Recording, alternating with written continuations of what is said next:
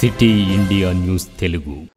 Welcome to city India news. Mahabub Nagar జిల్లా కేంద్రంలో నేడు తెలంగాణ చౌరస్తాలో ఇండియా కూటమి పిలుపు మేరకు దేశవ్యాప్తంగా ఆందోళన కార్యక్రమం చేయాలని దేశ పార్లమెంట్లో 146 మంది ఎంపీలను బహిష్కరించి దేశ చరిత్రలో ఇంత పెద్ద మొత్తంలో ఎంపీలను బహిష్కరించుకున్నటువంటి ఏకైక పార్టీ భారతీయ జనతా పార్టీ.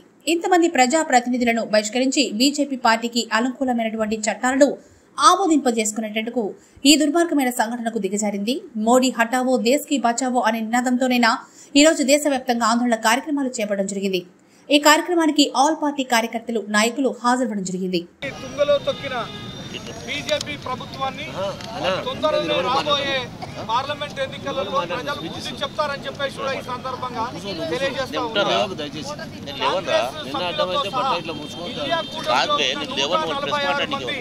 ఎంపీలను సస్పెండ్ చేస్తూ వాళ్లను పార్లమెంట్ నుంచి బయటికి తోలిచ్చి చట్టాలను ఏకగ్రీవంగా వాళ్ళ సొంతం కొరకు ఉపయోగించుకున్న బీజేపీ ప్రభుత్వానికి తొందరలో ప్రజలు బుద్ధి చెప్పబోతా ఉన్నారని చెప్పేసి కూడా తెలియజేస్తా ఉన్నారు. ఇక్కడ మనం చూసినాం, రాష్ట్రంలో కానివ్వండి, కేంద్రంలో కానివ్వండి, ప్రజాస్వామ్యం అనేదే లేదు. తెలంగాణలో ప్రజాస్వామ్యం లేకపోతే ప్రజలు ఏం చేశారో అనేది మన కళ్ళ ముందర కనబడతా ఉంది. అంటే మొన్న ఎన్నికలలో ఏకపక్షంగా నిర్ణయాలు తీసుకొని కేసీఆర్ గారు వారి ప్రభుత్వం తీసుకున్న సందర్భంలో ప్రజలు ఏ విధంగా బుద్ధి చెప్పినారో రాబోయే కాలంలో ఏప్రిల్ మే లోపల జరిగే పార్లమెంట్ ఎన్నికలలో కూడా ఇండియా కూటమికి అదేవిధంగా ప్రజలు బీజేపీ పార్టీకి ప్రజలు బుద్ధి చెప్తారని చెప్పేసి కూడా, అదేవిధంగా ఇండియా కూటమికి భారీ మెజారిటీతో గెలిపిస్తారని చెప్పేసి కూడా ఈ సందర్భంగా తెలియజేస్తారు. ప్రజాస్వామ్యాన్ని కూని చేస్తూ ఉంది బీజేపీ పార్టీ, అదేవిధంగా టీఆర్ఎస్ పార్టీ. ప్రజాస్వామ్యం అంటే ప్రతి ఒక్కరు స్వేచ్ఛగా వాళ్ళు మాట్లాడే తత్వం ఉన్న ప్రజాస్వామ్యం లోపల ఒకే మాటలే వినాలి, వేరే వాళ్ళు ఇంటే అనగదొక్కుతామనే విధంగా బీజేపీ ప్రభుత్వం కానీ బీజేపీ పార్టీ కానీ అనుసరిస్తుంది. కాబట్టి దానికి నిరసనగా మా ఏఐసిసి ఈరోజు పిలిపించిన మేరకు మహబూబ్ నగర్ జిల్లా వాసులం మొత్తం ఇక్కడ తెలంగాణ కూడల్లో ఈరోజు నిరసన కార్యక్రమాలు తెలియజేస్తా ఉన్నాము. ఈ విధంగా మరి ముందు కూడా ఇలాంటి కార్యక్రమాలు చాలా తీసుకుంటామని చెప్పేసి కూడా తెలియజేస్తూ ఈ కార్యక్రమానికి వచ్చిన జిల్లా నుంచి వచ్చిన ప్రతి కార్యకర్తకు, నాయకులకు అందరికీ పేరు పేరున ధన్యవాదాలు. జరిగిన ఘటనలు యావత్ భారతదేశంలో బ్లాక్ డేగా వర్ణించవచ్చు. ప్రజాస్వామ్య వ్యవస్థలో అత్యుత్తమ స్థానమైన పార్లమెంట్ వ్యవస్థ, ఆ వ్యవస్థలో అన్ని రాజకీయ పక్షాలతో పాటు అధికార కూటమి, ప్రతిపక్ష కూటమి, అన్ని వాదాలు ఉన్న రాజకీయ పార్టీలు ఓ మందిరంగా భావించి ఆ మందిరంలో భారతదేశ అవసరాలకు చట్టాలు చేసే పార్లమెంట్లో అధికార పార్టీ పక్షము ప్రతిపక్ష పార్టీల గొంతు నొక్కడానికి,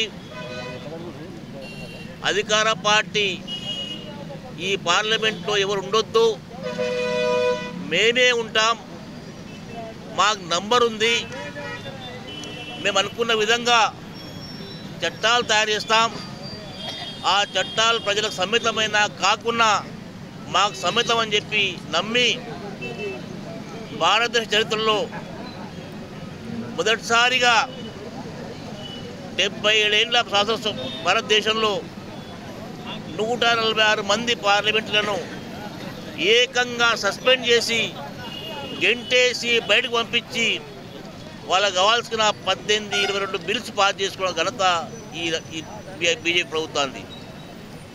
మిత్రులారా, భారతదేశం ఓ సమైక్య దేశం. భారతదేశం యావత్ ప్రపంచంలో అతిపెద్ద ప్రజాస్వామ్య దేశం.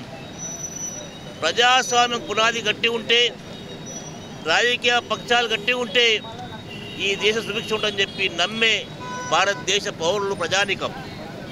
ఇటువంటి దేశంలో గత 10 ఏళ్ళ నుంచి మతశక్తి పార్టీగా బీజేపీ పార్టీ ప్రజలకు భ్రమపెట్టి మతవాదాన్ని ఉసిగొల్పి మతాలను వేరు చేసి భారతదేశాన్ని రెండుగా చీల్చి ఈ దేశాన్ని నంబర్లు తీసుకొచ్చి ఈరోజు పాలిస్తున్న బీజేపీ ప్రభుత్వం ఈరోజు ప్రజాస్వామ్యాన్ని పూర్తిగా కూని చేసినారు. ప్రజాస్వామ్య వ్యవస్థను నిశ్చితం చేసినారు. ఇండిపెండెంట్గా ఉండే సిబిఐ కానీ ఈడీ కానీ ఎలక్షన్ కమిషన్ కానీ దాన్ని చేతితో పట్టుకుని ఆట ఆడిపిస్తున్నారు.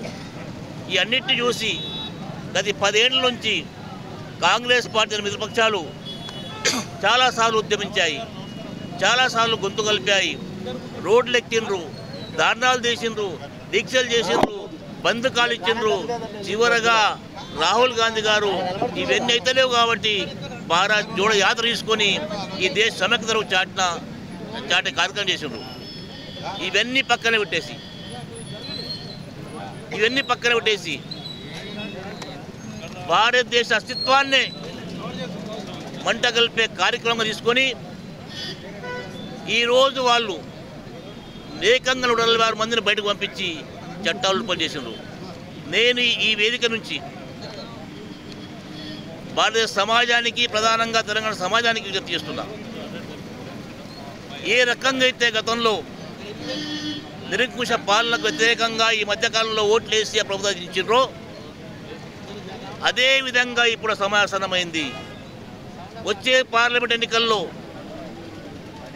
ప్రజాస్వామ్యంతో ఐక్యం కావాల్సిన అవసరం ఉంది. సిద్ధాంతాలు పక్కన పెట్టి కేవలం ఈ భారతదేశాన్ని కాపాడుకోవాల్సిన అవసరం ఉంది. ఈ భారతదేశ సమైక్యతను కాపాడాల్సిన అవసరం ఉంది. ఈ చట్టాలను కాపాడాల్సిన అవసరం ఉంది. అన్నిటికీ మించి ఈరోజు మన రాజ్యాంగాన్ని కాపాడాల్సిన అవసరం ఉంది. ఈ దుర్మార్గులు సభ్యులను బయటకు పంపించి రాజ్యాంగాన్ని కూడా మార్చే ప్రమాదం ఉందని చెప్పి తెలియజేసుకుంటూ ఈ ధర్నా ద్వారా ఓ కాంగ్రెస్ పార్టీ కర్తగా, కార్యకర్తగా, ఓ కాంగ్రెస్ పార్టీ వాదగా, భారతదేశ పౌరునిగా, ప్రజాస్వామ్యవాదిగా విజ్ఞప్తి చేస్తున్నా. సమాజం మొత్తం సమైక్యమే అవసరం ఉంది. ఈ మతశక్త పార్టీ అయిన బీజేపీని పారదర్శన అవసరం ఉంది. ఈ దేశాన్ని ఏ రకంగా అయితే బ్రిటిష్ వాళ్ళ నుంచి ఆ రోజు స్వాతంత్ర పోరాటం చేసి కాపాడుకున్నాము, ఈరోజు భారతదేశాన్ని బీజేపీ ప్రభుత్వాన్ని కాపాడాల్సిన అవసరం ఉంది తెలుసుకుంటున్నా. కాబట్టి ఈ ధర్నా కార్యక్రమము ఈరోజు మొదలుపెట్టినాము. ఈరోజు ధర్నా, రేపు ఇంకోటి తప్పకుండా తెలంగాణ జాతికి, తెలంగాణ సమాజానికి పోరాట పటిమ ఉంది. హక్కుల సాధన కొరకు, ప్రజల ఆకాంక్ష నెరవేర్చడం కొరకు, ప్రజలు కాపాడడం కొరకు అంతకుముందు చేతిలో పుట్టిన లాఠీలు ఉన్నాయి, గన్లు ఉన్నాయి, ఇంకోటి ఉన్నాయి. కానీ కాంగ్రెస్ పార్టీ సౌమ్యవాద పార్టీ, కాంగ్రెస్ పార్టీ ప్రజాస్వామ్యవాద పార్టీ, కాంగ్రెస్ పార్టీ లౌకిక పార్టీ. కాంగ్రెస్ పార్టీకి దేశమే గొప్ప. దేశ రక్షణ కొరకు తెలంగాణ సమాజం మొత్తం కూడా ఏ రకంగా అయితే మన సమాజం ఒకేమై టీఆర్ఎస్ ప్రభుత్వాన్ని కూలగొట్టినామో తప్పకుండా రేపు జరగబోయే పార్లమెంట్ ఎలక్షన్లో ఓడగొడతామని తెలుసుకుంటూ తెలుసుకున్నాను. జై హింద్, జై కాంగ్రెస్, జై సోనియా.